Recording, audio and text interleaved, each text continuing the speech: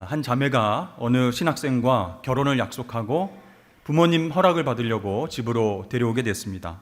근데 그 자매의 부모님은 신앙이 없는 분들입니다. 그래서 이 신학생이 결혼해서 딸을 먹여 살릴 수 있을까? 이 부모님은 심히 걱정이 되는 것이었어요. 함께 저녁을 먹고 난 후에 어머니가 그 아버지 옆구리를 찔러서 물어볼 것은 물어보고 따져볼 것은 따져보라고 그렇게 말했습니다. 그래서 아버지는 이 신학생을 서재로 데리고 갔습니다. 아버지가 그에게 물어봤습니다. 자네 신학생이라고 하는데 내 딸과 함께 살 집이라도 마련할 수 있는가? 그러자 그 신학생은 사명을 열심히 감당하면 하나님께서 다 책임져 주실 것입니다. 이렇게 대답했어요. 이 아버지의 의도와 전혀 다른 대답을 해서 조금은 난감했지만 아버지가 또 물어봤습니다.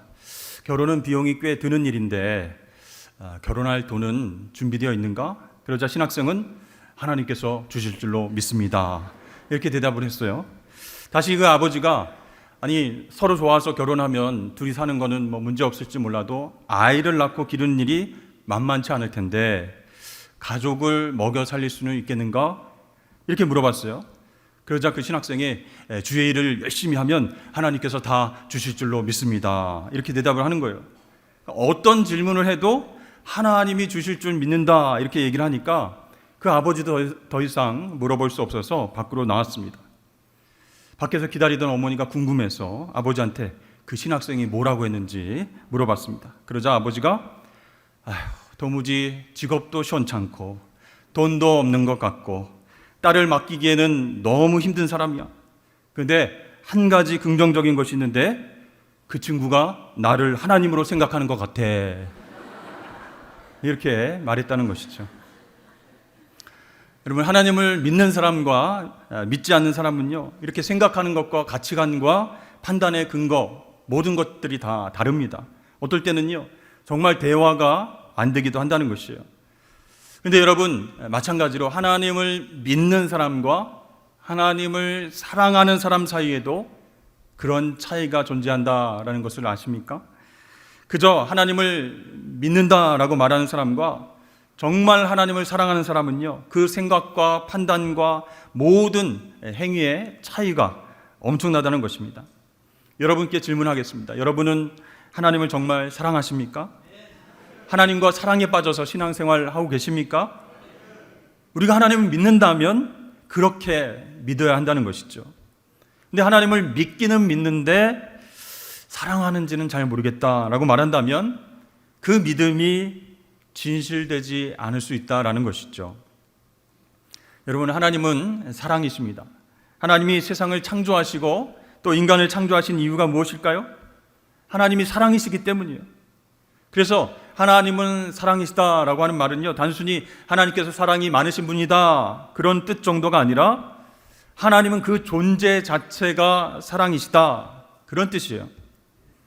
이 사랑이라고 하는 것은 하나님의 본질이기 때문에 사랑하고 있지 않는 하나님은 있을 수 없다, 존재할 수 없다 이렇게 거꾸로 말할 수 있습니다. 자, 타는 것이 불의 본질이기 때문에 타고 있지 않는 불은 있을 수 없는 것과 마찬가지다라는 것이죠. 그러면 신학적인 질문이 생기게 됩니다. 하나님이 세상을 창조하기 전에는 그럼 어떻게 하나님일 수가 있을까요? 이렇게 질문을 할 수 있어요. 하나님이 사랑 자체라고 한다면 사랑의 대상이 있어야죠. 그런데 사랑의 대상이 없었던 창조 이전에는 그럼 하나님이 하나님일 수가 있는가? 이런 어려운 질문을 할 수가 있습니다. 여러분 어떻게 생각하십니까? 사랑의 대상이 없는 창조 이전에는 하나님은 그럼 하나님으로 존재할 수 없었는가? 여러분, 하나님은요, 세상이 있기 전부터, 영원 전부터 사랑하고 계셨습니다. 사랑으로 존재하고 계셨다라는 뜻이에요. 왜냐하면요, 세상이 있기 전부터 성부는 성자를 사랑하시고 성부는 성령을 사랑하시고 성자는 성령을 사랑하셨습니다. 이렇게 성부, 성자, 성령 삼위일체 하나님이 사랑의 관계로 존재하고 계셨어요. 따라서 태초에 I love you가 있었다라고 말할 수 있습니다. 태초에 어떤 고독한 하나님 아이가 홀로 자신의 생각에 빠져 있었다라는 것이 아니에요. 태초에 이미 유가 있었고 러브가 있었고 I love you가 있었다라는 것이요. 그러니까 사랑의 관계 속에서 하나님은 기쁨과 충만 가운데 존재하셨어요. 그리고 그 사랑이 흘러 넘쳐서 만들어진 것이 바로 이 세상과 우리 인간과 피조물인 것입니다. 여러분 한번 생각해 보세요. 하나님께서 이 세상이 필요하셔서 창조한 것일까요? 아니라는 것이요. 하나님에게 뭔가 부족한 것이 있어서, 아쉬운 것이 있어서 이 세상과 인간을 창조하신 것이 아니라는 것입니다.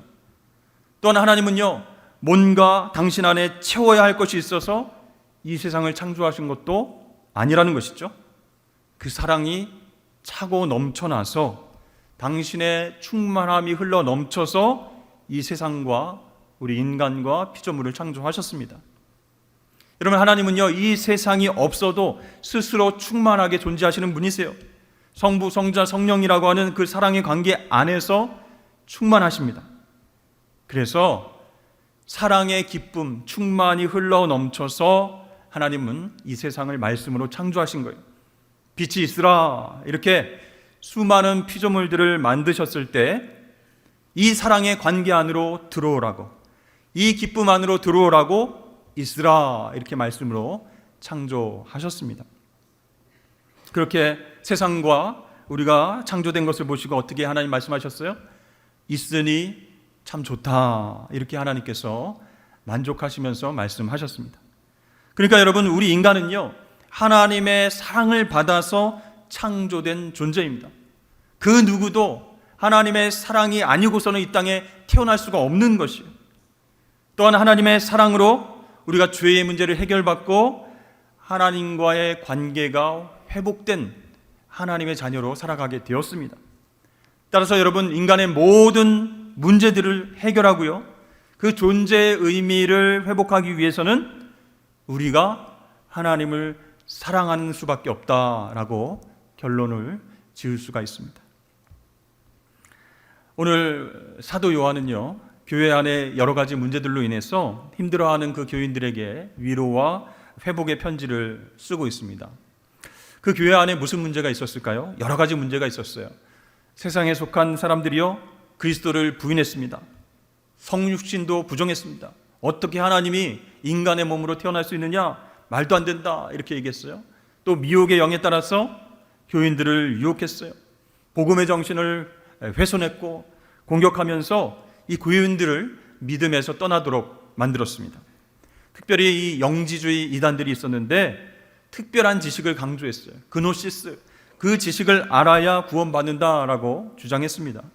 그래서 그 지식이 있으면 환상 속에서 하나님을 만날 수 있고, 한 번 구원받은 육체는 아무렇게나 살아도 된다. 어떤 죄를 지어도 상관없다.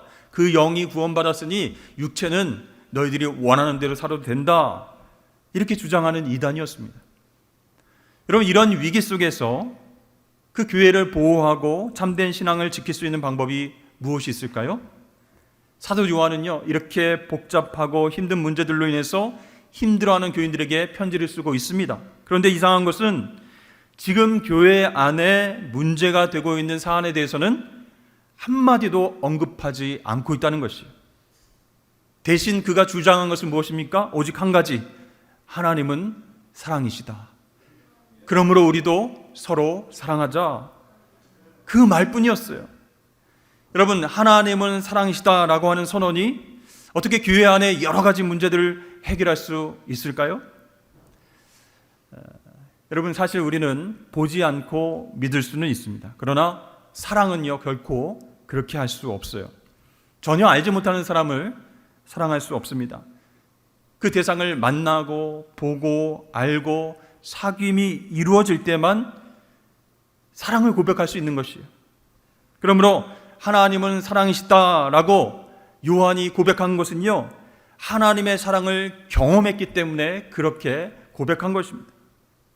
육신으로 이 땅에 오신 예수 그리스도를 직접 만났고 그분에게서 하나님 말씀을 들었고 그분이 하나님의 독생자 예수 그리스도라는 것, 그분이 메시아라는 사실을 믿고 사귐을 계속해왔기 때문에 요한 사도는 하나님은 사랑이시다라고 고백할 수 있었습니다. 그래서 오늘 편지는 이렇게 시작하고 있습니다. 태초부터 있는 생명의 말씀에 관하여는 우리가 들은 바요, 눈으로 본 바요, 자세히 보고 우리 손으로 만진 바라. 자, 그렇다면 이 사도 요한의 증언을 들은 사람들은 궁금해서 물어볼 것입니다. 당신은 어떻게 하나님의 사랑을 만났습니까? 그때 요한은요, 하나님이 인간의 몸을 입고 이 땅에 오셔서 사람들과 똑같은 방법으로 사시는 그 모습을 통해서 하나님의 사랑을 직접 봤습니다. 이렇게 얘기하는 거예요. 고난받으시고 십자가에서 우리 죄를 위해서 죽으시고 부활하시는 모습을 통해서 우리를 구원하시기 위해서 죽기까지 우리를 사랑하셨구나, 그 하나님의 사랑을 경험했다라고 증언을 했습니다. 이에 대한 상세한 기록이 바로 요한복음입니다. 요한복음이 예수님을 통해서 보여주신 하나님 사랑의 구체적인 그러한 실례들을 제시한 책이라면 오늘 읽은 이 요한일서는요, 자기가 경험한 내용을 토대로 해서 그 하나님 사랑을 정리한 책이다라고 말할 수 있습니다. 여러분, 이 땅에 오신 예수님 어떻게 사셨습니까? 홀로 세상의 모든 죄와 고통을 짊어지셨습니다. 그런데요, 고난당하는 사람들, 아픈 사람들을 직접 찾아가셨어요. 직접 만나 주셨습니다. 혼인잔치집을 찾아가셔서 포도주가 다 떨어져간 그 위기 상황 가운데 물로 포도주를 만들어 주셨어요. 홀로 고통 가운데 살던 사마리아 여인을 찾아가셔서 그녀에게 영생을 허락해 주셨습니다. 38년째 고통을 당하며 힘들어하는 병자를 찾아가셔서 치유해 주셨습니다. 또 목자 없이 방황하는 굶주린 양과 같은 5천 명을 만나셔서 그들에게 떡과 물고기를 제공해 주셨어요. 가늠하다가 잡혀온 여인을 만나시고 그 죄를 용서해 주셨습니다. 마지막까지 고난당하시고 십자가를 지셨습니다. 부활하신 이후에도 자신을 배반한 베드로와 제자들을 찾아가셔서 회복시키시는 그 사랑의 이야기로 끝을 맺고 있습니다.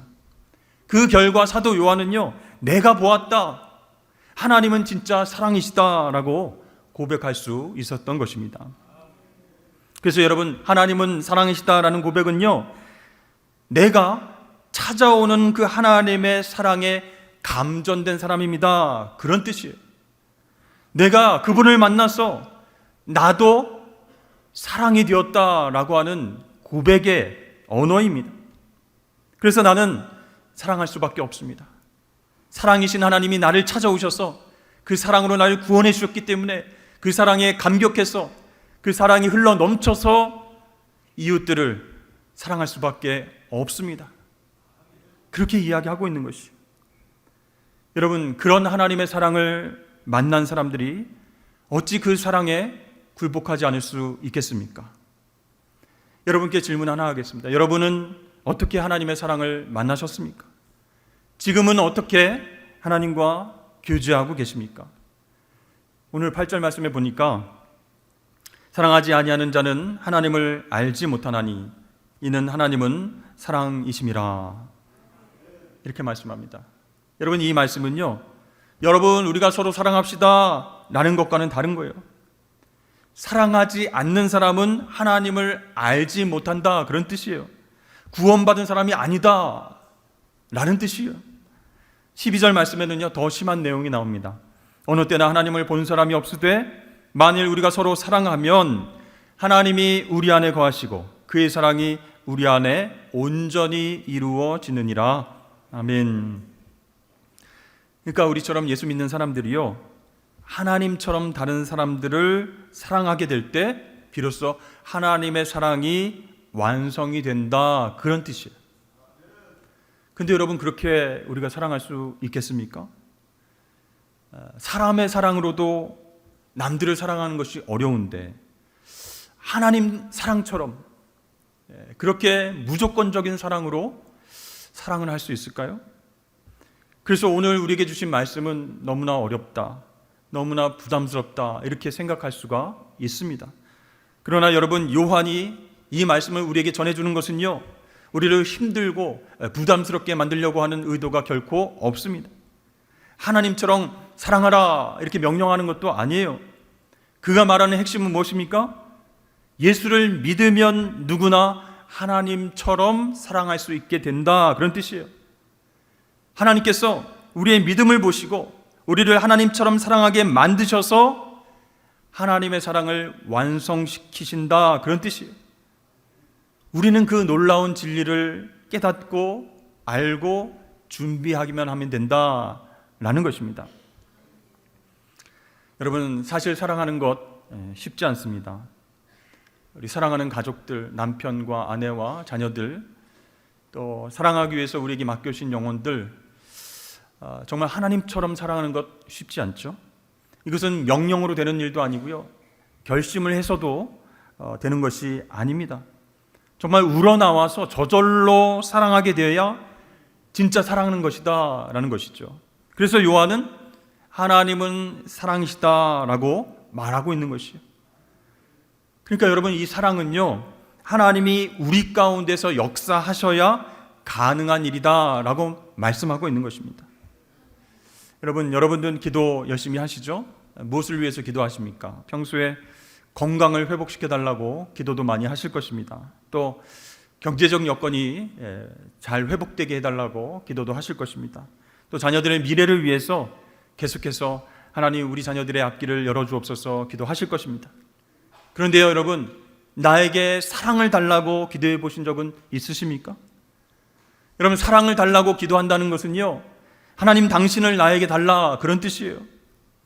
사랑이신 하나님이 내 마음 가운데 오시면, 이 마음 가운데 주인 되어 주시면 사랑이 힘들지 않고 넘쳐나서 저절로 되기 때문에 하나님, 저에게도 하나님의 사랑을 부어 주시옵소서, 이렇게 기도해야 할 줄로 믿습니다. 그래서 나는 안 되지만 하나님의 마음으로 남편과 아내를 사랑하고 하나님 주신 마음으로 자녀와 이웃들을 사랑하게 해달라라고 기도해야 된다는 것이죠. 여러분, 하나님은 사랑이시기 때문에 사랑은 하나님이 주시는 것입니다. 내 노력과 내 힘으로, 내 지혜로 사랑하는 것이 쉽지 않다라는 것입니다. 한 판사가 이혼 조정 재판을 하는데요, 이 재산 문제와 아이 양육 문제가 도무지 합의가 되지 않았습니다. 그래서 판사가 이 아이는 누가 기를 것인지 남편과 아내에게 물어봤어요. 그런데 남편도 아내도 선뜻 대답을 하지 못했습니다. 그래서 판사는 이 아이에게 물어봤습니다.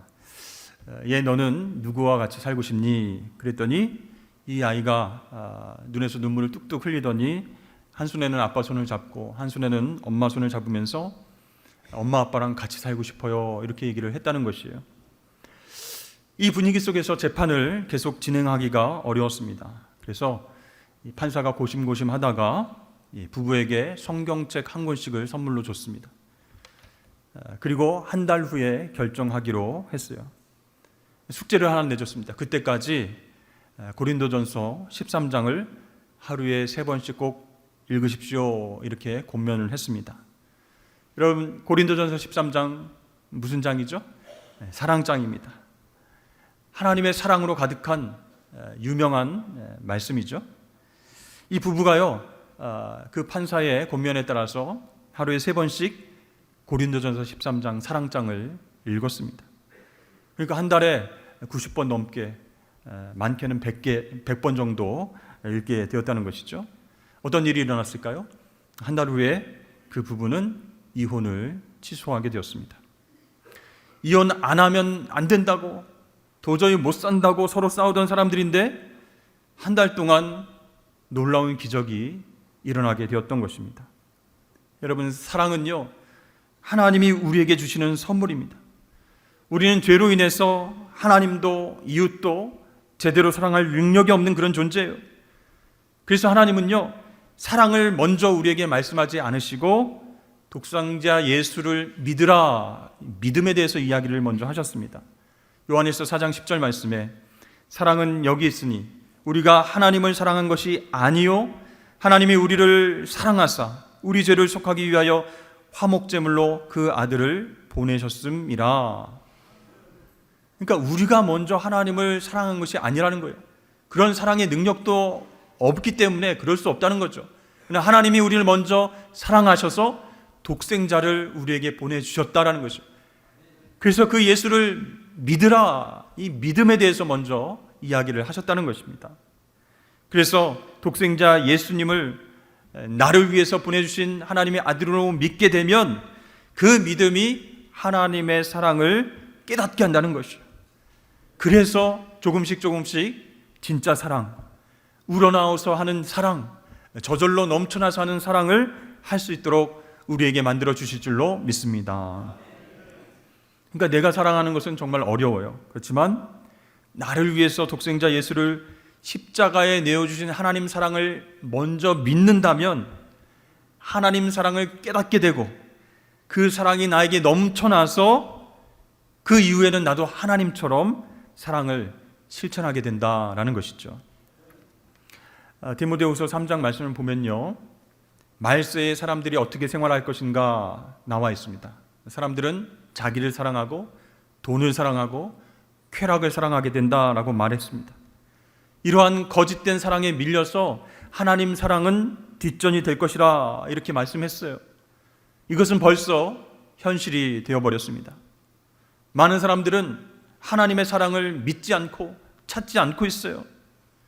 자기를 사랑하고 쾌락을 사랑하고 돈을 추구하면서 살아가는 이 세상 가운데서 여러분 어떻게 우리가 믿음을 지켜나갈 수 있겠습니까? 이런 세상 가운데서 하나님을 어떻게 더 사랑할 수 있겠습니까? 여러분, 교리적이고 신학적인 믿음으로는요, 이런 세상의 유혹들을 이길 수 없습니다. 제도적인 종교로는 도저히 이겨낼 수 없는 것이에요. 그러나 세상을 이길 힘은 오직 하나님의 사랑뿐인 줄로 믿습니다. 우리가 평소에 하나님의 사랑을 생생하게 경험하고 느끼고 하나님과 동행하며 살아가면요, 이런 세상의 유혹들을 이겨낼 수 있는 거예요. 많은 사람들이 자기를 사랑하고 돈을 사랑하고 쾌락을 사랑해서 하나님 사랑은 뒷전에 놓아두고 그렇게 세상을 향해 달려가고 있지만 하나님 사랑을 듬뿍 경험한 사람은요, 그런 유혹에서 멀어질 수 있다는 것이죠. 많은 사람들 전도할 때 어떻게 이야기합니까? 당신은 구원받았습니까? 이렇게 질문 많이 합니다. 그런데 오늘 사도 요한은요, 당신은 하나님의 사랑을 알고 있습니까? 이렇게 묻고 있어요.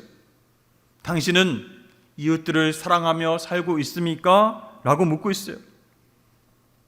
만약에 우리 찬양대원 누구에게나 질문을 할 때에 교회에 몇 년 출석하셨습니까? 이렇게 물어보면 쉽게 대답할 수 있으시겠죠? 그런데 제가 하나님과 몇 년 동안 함께 사셨습니까? 당신은, 집사님은, 권사님은 하나님의 사랑을 지금도 경험하며 살고 계십니까?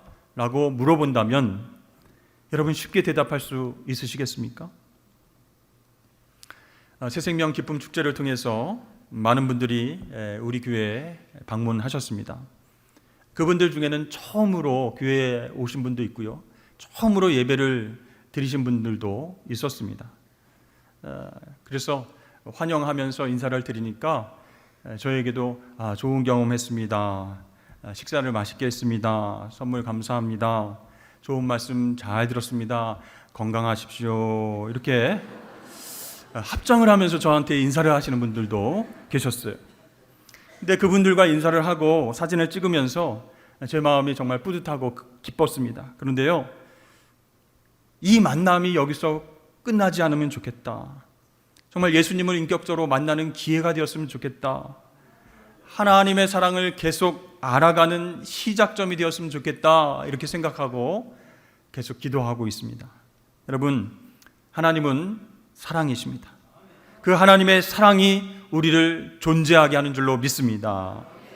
그 하나님의 사랑이 우리를 영원한 생명 가운데로 인도하셔서 세상의 유혹과 세상의 고통, 거기에 얽매이지 아니하고 진정한 자유를 누리며 살아가게 될 줄로 믿습니다. 근데 우리만 그 하나님 사랑을 경험하며 살면 안 되잖아요. 그 하나님 사랑이 가족들에게, 직장 동료에게, 많은 이웃들에게 전해지길 위해서 우리는 계속해서 기도하고 전도해야 되겠습니다. 이 시간 저를 잠깐만 따라해 주시면 좋겠습니다. 하나님, 저에게 하나님 사랑을 주옵소서. 그 사랑을 이웃에게 나누게 하여 주옵소서. 아멘. 그러니까 하나님의 그 절절한 사랑, 엄청난 사랑을 나만 누리고 나만 영생의 길로 나아가는 것이 아니라 우리 사랑하는 가족들과 직장 동료들과 이웃들, 그분들을 사랑하는 것이 어렵지 않을 수 있도록 하나님, 우리의 마음 가운데 하나님 사랑을 부어 주시옵소서. 그 사랑으로 사랑하게 하여 주옵소서. 그렇게 하나님 사랑을 실천하며 살아가시는 저와 여러분 되시길 주의 이름 축복합니다.